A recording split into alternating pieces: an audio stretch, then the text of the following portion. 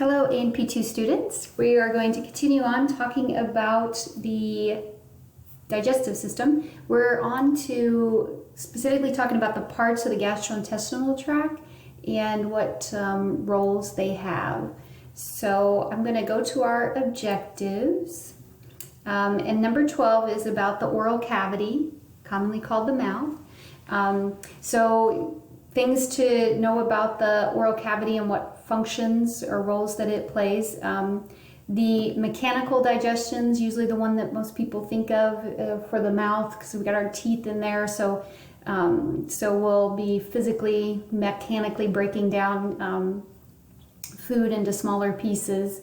But chemical digestion is also a small amount of it, not a lot, but also is starting in the mouth as well. So we have some enzymes that are being produced and released by the salivary glands, and so we get like some little bit of chemical digestion where enzymes are going to be breaking down nutrients into smaller molecules. So that's going on in there too. And then of course the ingestion is the big thing with the oral cavity or mouth as well. So those are some of the functions of the oral cavity. When it comes to the salivary glands, they have more than one function. The ones you probably are most familiar with is that the salivary glands moisten and lubricate all that food that we've ingested, and that's true. And when that happens and you get the saliva mixed with the ingested food, you will get something called a bolus. So we'll start calling the food that's mixed with our saliva that's going to pass down into our stomach, we'll start calling it a bolus. And everybody's seen a bolus, because I'm sure you've had somebody, or maybe you've done it before too, where you put your food in your mouth and chew it, and then you stick out your tongue and show somebody your bolus. So it's kind of disgusting, but that's what it looks like. So that's what's going on with the salivary glands, and most people are familiar with that one. The thing that you might not be familiar with, which I mentioned above, was the salivary glands also are going to be releasing an enzyme called amylase. So they call it salivary amylase because this enzyme is going to be released in other places of our digestive system too. So they call it specifically salivary amylase since it's coming from the salivary glands. But it's also going to start chemical digestion. So there's a little bit of chemical digestion going on, and that's one of the functions of the salivary glands. The other functions are acts as a water medium that just helps to stimulate those taste receptors so we can appreciate that sensation of what that food tastes like. Also, it flushes the surface of our mouths, like our teeth and our gums, and how it kind of helps keep everything clean. So that helps with just flushing things out of our mouth so our mouth stays clean. Obviously we can't just rely on that. It's not self-cleaning, so we have to help with our teeth brushing, and also flossing. And then the other component of the saliva could be lysozyme, which is an enzyme that breaks down like the walls of bacteria, like the wall that the bacteria has, and also antibodies. They're also released in our saliva. So these two things will help take care of any bacteria that might be in our food or gets in our mouth. So it does have a little bit of role in protecting us too. So, all right, those are the salivary glands and their functions that you should know about. 14 is about the teeth. Most people are pretty familiar with what the teeth do. So they are going to be doing that mechanical, also called physical digestion. Take those big pieces of food and break it into smaller pieces. And that helps a lot because then the smaller pieces, it's easier for the enzymes that need to chemically digest that food. It's easier for them to get to all those nutrients that are in that food because we'll have more surface area if we take a big piece and break it into smaller little pieces. And then realize mastication is the technical fancy name for chewing. So, but I usually just put chewing on the test. So as long as you know chewing, that works. And then the pharynx and esophagus. The pharynx is going to connect the oral cavity to the esophagus, and then the esophagus is going to connect the pharynx to the stomach. And these guys are involved in the process of swallowing, also called deglutition, another fancy word for swallowing, a little technical word, but again, I just say swallowing on the test. And then 16 here, we're gonna actually go over the phases, like how swallowing happens, what's going on when that process is going on. And it's a little bit more involved than maybe you might have originally thought. So I'm gonna go to the picture in the textbook to go over those phases. You can kind of see it in action. All right.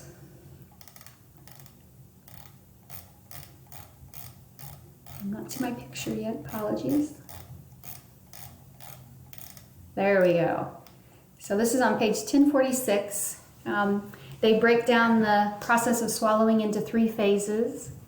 The first phase is going to be, they call it the voluntary phase because this is something that we consciously do.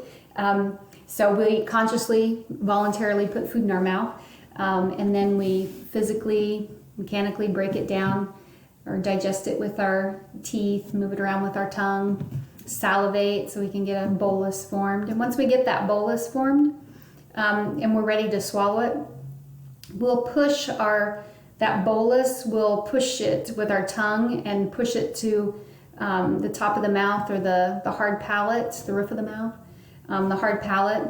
And when we do that, that's going to move it towards the oropharynx. So that part of the pharynx that's right behind the oral cavity. So moves it towards the oropharynx. So that's all voluntary. We consciously know that we're doing that. So we're starting to begin the swallowing process. Now, once that bolus gets into that entrance of the oropharynx, so about right here, that's when the involuntary nervous system takes over for the rest of the swallowing process. So we're not going to have any role in the next steps that happen, at least not consciously.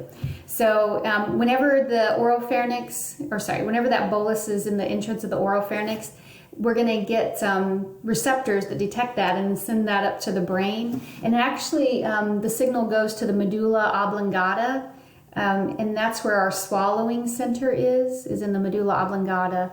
And so whenever the medulla oblongata and the swallowing center gets that signal that there's a bolus in our oropharynx entrance to it, then there's going to be a few things that happen. So and they all kind of happen at the same time, but one of the things that happens is our soft palate or the uvula, it's going to elevate, it's going to go up, and when it goes up, it's going to block the entrance to the nasopharynx because we don't want the bolus to go that way.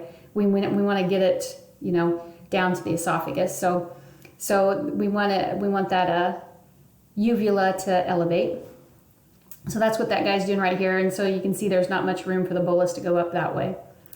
Then the other thing that's going to be happening about the same time is the larynx. Remember we're going to send the bolus down the pharynx from the oropharynx to the laryngeal pharynx, but we don't want the food to go down our larynx because that's open, that's at the top of our trachea and that goes down to our lungs and we don't want food down there. So the larynx will elevate. And when it does, the epiglottis, the elevation of it will cause the epiglottis to cover over the glottis, which is the opening into that larynx and trachea. So that will happen to prevent the food from that bolus of food going down the trachea. And then the other thing that happens, they're not showing on here, is there are muscles that are, there's like 3 of them that are around our pharynx. So they're here.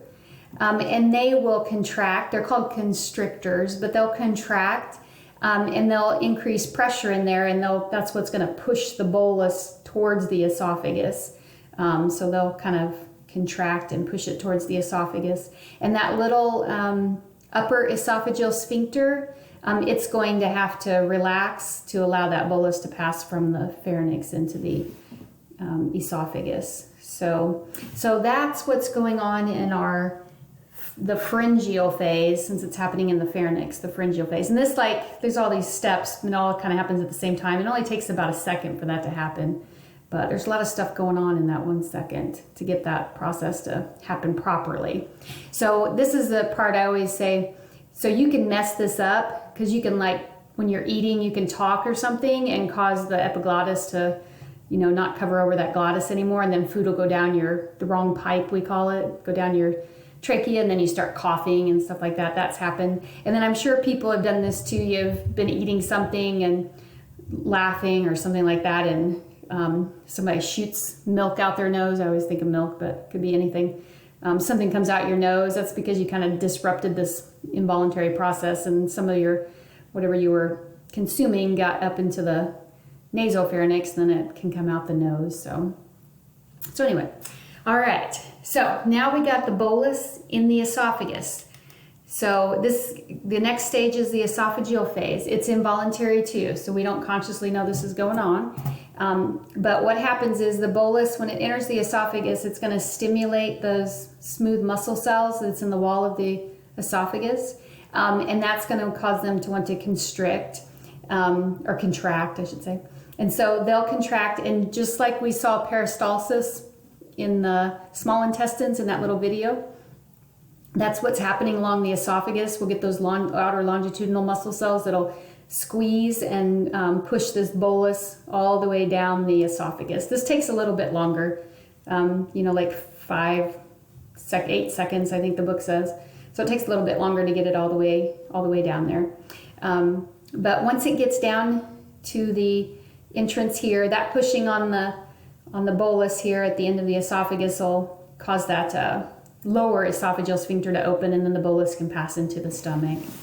And so that's the whole process of swallowing that's going on. So again, it only takes 10 seconds to happen, so it's really quick, but there's a lot of things going on to get that to happen properly. So, all right. The other thing that I'm going to talk about real quick is the gastric reflux. So I think I'll tell you what page it's on, if I can find it here. They have a little page that talks about gastric reflux. Yeah, it was on page 1045. So they talk about they call it reflux esophagitis in here. I just call it gastric reflux. But realize that sometimes this little lower esophageal sphincter, something can trigger it to, remember the sphincters are supposed to prevent backflow of things, so keep them going in one direction. So we want things to move from the esophagus into the stomach, but we don't want stuff to move from the stomach into the esophagus. So, but sometimes it happens, and that little lower esophageal sphincter is stimulated, and it relaxes, and it doesn't keep the stuff that's in the stomach there. And so some of that, remember the stomach has an acidic environment, so some of that acidic environment, or the contents of that acidic environment can reflux or come back up into the esophagus. And the esophagus is not primed or ready for an acidic environment. That'll really be harsh on the cells, those epithelial cells that are lining it. And generally people will have a burning sensation, and that makes sense because that acidic environment's kind of burning and destroying those cells that are lining the esophagus. And the esophagus runs right behind the heart, so they usually call it heartburn because it seems like your heart's burning, but it's just because the esophagus is behind your heart, so it's kind of in the general area. So that's something that, an abnormality that can happen, from certain foods or certain people can have that issue happen. And if it happens more chronically, then you can get some pretty damaging problems with your esophagus, do a lot of damage, and even convert some of those cells to cancerous cells. So it's always good to make sure that that's working properly to avoid any long-term problems. All right, so that was we're gonna end this video, and then we'll pick up talking about the stomach next, because we're down to the stomach part. So